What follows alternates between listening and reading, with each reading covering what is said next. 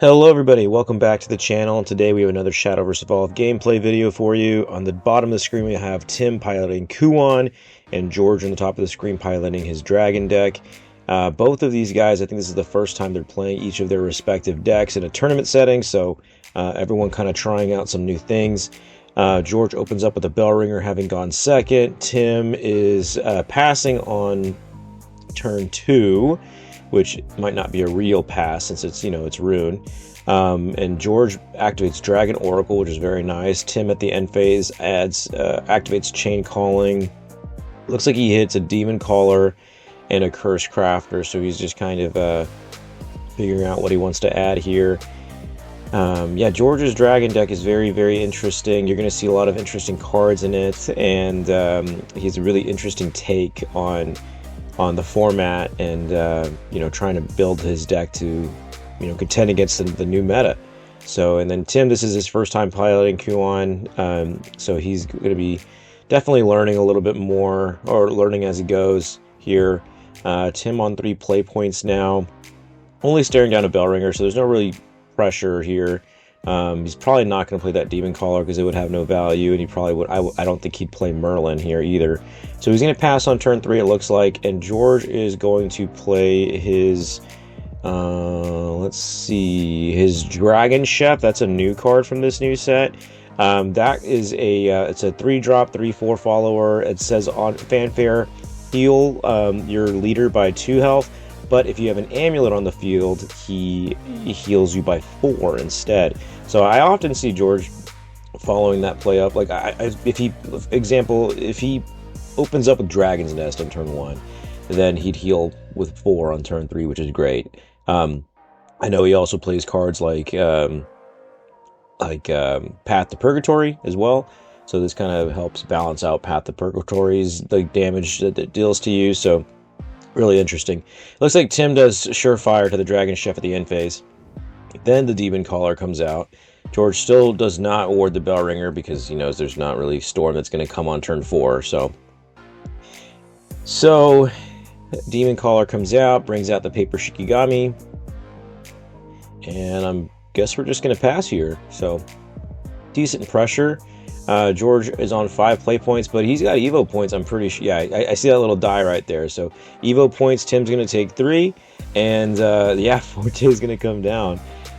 Just the old classic Evo Forte Ward Bellringer pass. This is a really good pressure. I mean, as long as Tim just outs the Bellringer, which of course he will, then his 2 standing bodies can out the other 2, like, or George's bodies. Not to say that's the play, but just saying that he'll be able to out this pretty easily. But he's got a 12 health deficit to George, so this is a pretty good position for George. He's not really spent any resources, and the bell ringer is going to get him another card, so it's not bad. It's really not bad. Okay, so Curse Crafter comes down. We're going to summon another Paper Shikigami that has 3 attack and rush now because the Demon Caller's up. So that one alone could actually... oh, that's actually pretty good, because now he can just evolve the Curse Crafter, deal 2 damage to the Dragon Chef, swing over Bell Ringer, crash the new Paper Shikigami into Forte, and then George all of a sudden takes 7. So that's pretty good. That's like a... It's very like fist fighty, of these 2 guys. So yeah, it looks like he does exactly that. Pops the Dragon Chef, swings over Bellringer. George's going to draw a card, and then the new Paper Shikigami swings into Forte. Tim is going to be drawing and discarding a card. I know he has a trail, so maybe he'll discard that. Yep. Looks like it. And then George all of a sudden is going to take 7. So, yeah, I mean, that's a pretty good turn. Pretty good turn for Tim. Fortunately for him, George is on 6 play points now with 2 Evo points left. So, he can probably expect a decent turn here. But if you see, George also plays Dragon Fervor because, he really is focused on ramping in this deck a lot. And if you actually see in his hand, he also has Israfil. So maybe he's considering activating Fervor to heal 3, ramp 1, draw 1, and then drop Israfil the next turn. Unfortunately, I mean, Tim has what is this? This is 10 damage on board. So he'd be left at 8, and you know, I don't think he would die for sure, but okay, so he is going to risk it. He's going to draw with the Dragon Fervor. He ramps 1, and then he's going to play Dragon's Nest. Oh, and then he Dragon's Nest to heals to 20. Okay, so that way if Tim does do the 10 damage, well, he's going to do the 10 damage. George is going to be back at 10, so it's not a bad position, and then George is intending to play the Israfil to heal for some more and do a bat board wipe. So Tim on 6 play points now. I mean, first things first, obviously you're gonna hit your damage in, right? But I know he has a Merlin in there, so I think that, you know, if it's Dragon, he's got Evo points, and 8 play points is about to be where we're at. You can probably anticipate an Israfil, so you should go for something either A, that helps you out the Israfil, or just helps you set up the turn, right? Or set up your deck. So I don't know if he has any other cards in his hand that help deal with the Israfil besides the Merlin, so I think that we might have to save the Merlin for the Israfil. I see a Surefire in there too, so yeah, I'm not sure what he's going to do here. Okay, so he's going to swing for 5, and then for... oh no, that's 6, and then another 4 with the Demon Caller, so the guys are tied 10 to 10. Yeah, it's interesting. There's a lot of different, you know, a lot of different decisions you can make in Kuon, you know? Oh, I don't know. I mean, maybe, I can't see his hand very well from here, but using the Merlin right now is probably not a good idea unless you have an out to Israfil. And I think Tim is kind of anticipating that coming down, so he's kind of thinking like, well, I mean, how do I out the Israfil? You know, so he's, yeah, it's tough. It's definitely an interesting position to be in. So, it looks like he's really considering doing the Israfil or the Merlin play, and the problem is that I don't see any other way in your hand that you out the Israfil. So I don't think I would do that. But I mean, there is, I don't know. I think we should have just passed, honestly. Because I think we had an insight. We're also going to draw a Paper Shikigami. We could, if the Israfil comes down and it's evoed, we had a Surefire to deal it 4 at the end phase, and then we could easily out it the next turn. So I think that we were supposed to pass there.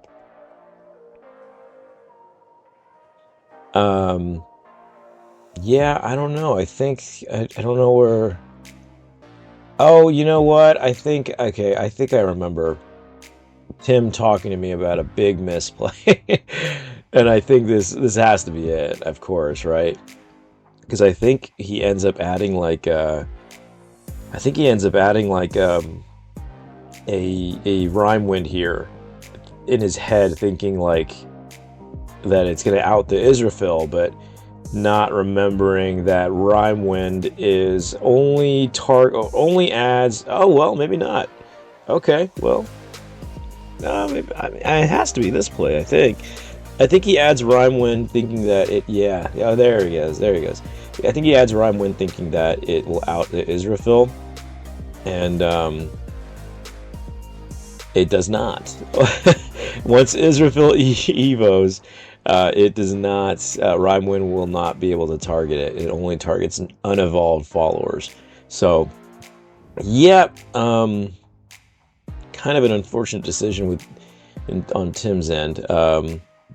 He's going to evolve the Merlin, and he's going to copy, I'm assuming, Trail of Light just to draw a card, right? Oh, I guess, no, he's doing Chain Calling. Okay. I don't know. I think it looks like he's deciding. I would probably just do the Trail of Light if you're deciding between both of them. Yeah, just do Trail.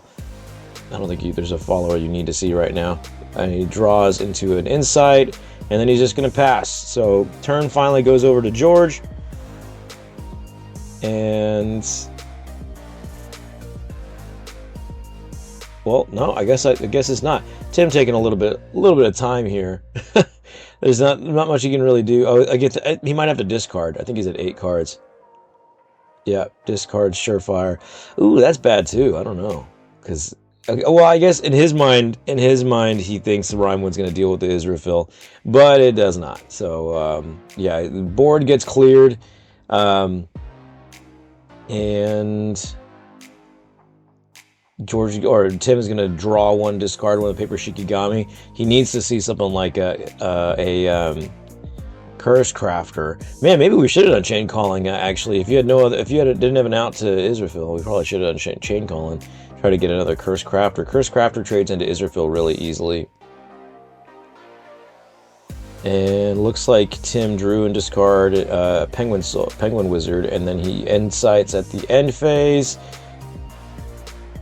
Demon Caller also would be pretty decent to trade into this, because Tim drew a Shikigami summons, but oh, he's got a Curse Crafter right there. Okay, well there you go. He just drew a Curse Crafter, so he should be able to trade with this Israfil pretty easy. Yeah, I think that's a pretty decent play. So that Rhymewind play wasn't as bad as I would have thought it was, because I know he mentioned he made a big misplay, and that he thought Rhymewind could out the Israfil, but you know, I mean, it looks to me like he's gonna out the Israfil pretty all right. So he has a traditional sorcerer, which is going to, oh well, I guess it looked like he was gonna play it, but yeah, it looks like the traditional sorcerer is live because he has Curse Crafter and the Demon Caller to go with his 5 spell cards in the cemetery. So he can play that, heal 2, and then get a paper Shikigami with Ward. Looks like that's what he's going to end up starting this play off with. So he heals 2, gets a paper Shikigami, and he still has enough play points to go for his Curse Crafter. So this is the total of a 7-cost play once you evolve the Curse Crafter. And the Curse Crafter... Oh, well, hold on. No. Okay, maybe this is the misplay. No. I thought it was different. No. This is not good. This is not good. Okay, I think Tim, I see it now. I think what he's thinking is that he can just make a wall and bounce the Israfil here with the Rhymewind. Oh my gosh, if that's what you were gonna do, then you might as well have started with the Rhymewind. You know, yeah, you might as well have started with the Rhymewind so you realize it's an error. And then you could adjust your play to do traditional sorcerer Curse Crafter, because then you'd be in a really good spot, honestly. Yeah, he realizes he can't out Israfil, and he just scoops it up. So that's an unfortunate mistake, but I hope you guys enjoyed the video. Like, comment, and subscribe, and I will see you in the next one.